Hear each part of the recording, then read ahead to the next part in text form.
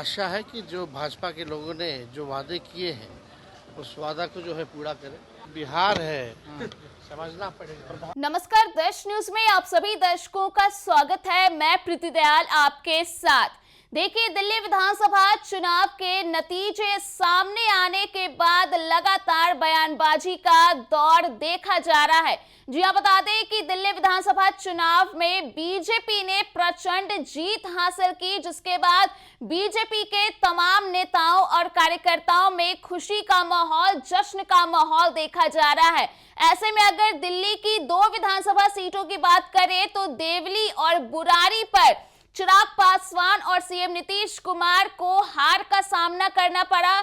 जी हां, बता दें कि बुरारी में जहां शैलेंद्र कुमार जेडीयू के उम्मीदवार के तौर पर लड़ रहे थे, उन्हें हार का सामना करना पड़ा, तो वहीं देवली में दीपक तंवर को हार का सामना करना पड़ा, जो कि लोजपा रामविलास के प्रत्याशी थे।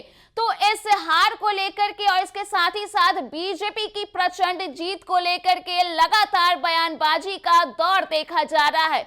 एक तरफ जहां सत्ता पक्ष खुशियां बांट रही है, बधाइयां बांट रही है, तो वहीं दूसरी ओर विपक्ष की ओर से भी लगातार बयान सामने आ रहे हैं। इसी क्रम में साफ तौर पर यह कहा जा रहा है कि दिल्ली विधानसभा चुनाव के जो नतीजे सामने आए हैं, उसका असर कहीं ना कहीं बिहार विधानसभा चुनाव पर भी पड़ेगा।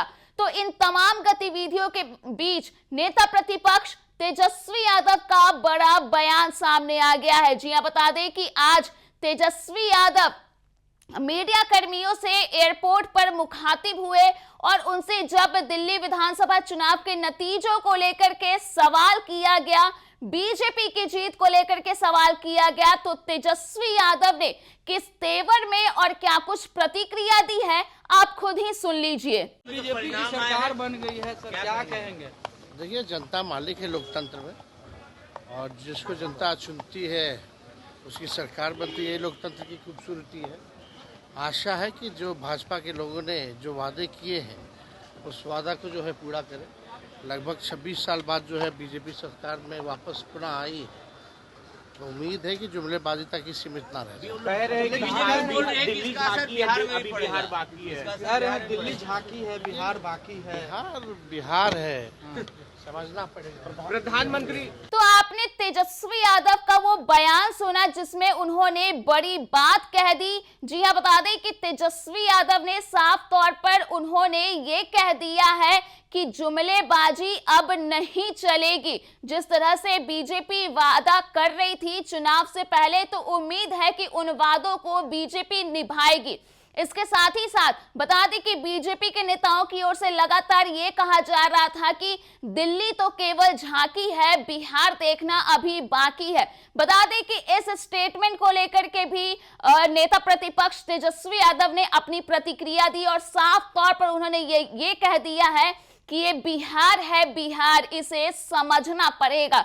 तो कुल मिलाकर के देखा जाए तो दिल्ली विधानसभा चुनाव के जो नतीजे सामने आए हैं, उसके बाद बिहार विधानसभा चुनाव के भी दिलचस्प होने की पूरी संभावना जताई जा रही है। और साफ तौर पर ऐसा कहा जा रहा है कि जो बिहार विधानसभा का चुनाव होगा, उसमें इस जो दिल्ली में विधानसभा चुनाव के नतीजे आए, उसका असर दिख सकता है।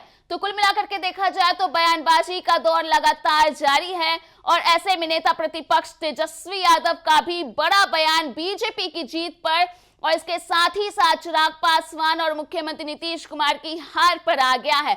तो देखना दिलचस्प होगा कि आखिरकार बिहार विधानसभा का जब चुनाव होता है तो उस वक्त क्या कुछ गतिविधियां होती है। तो फिलहाल के लिए इस खबर में इतना ही। अगर आपने अभी तक हमारे YouTube चैनल को सब्सक्राइब नहीं किया है तो इसे जरूर सब्सक्राइब कर दें। इसके साथ ही अगर ये वीडियो फेसबुक के माध्यम से देख रहे हैं तो पेज को लाइक करना ना भूलें।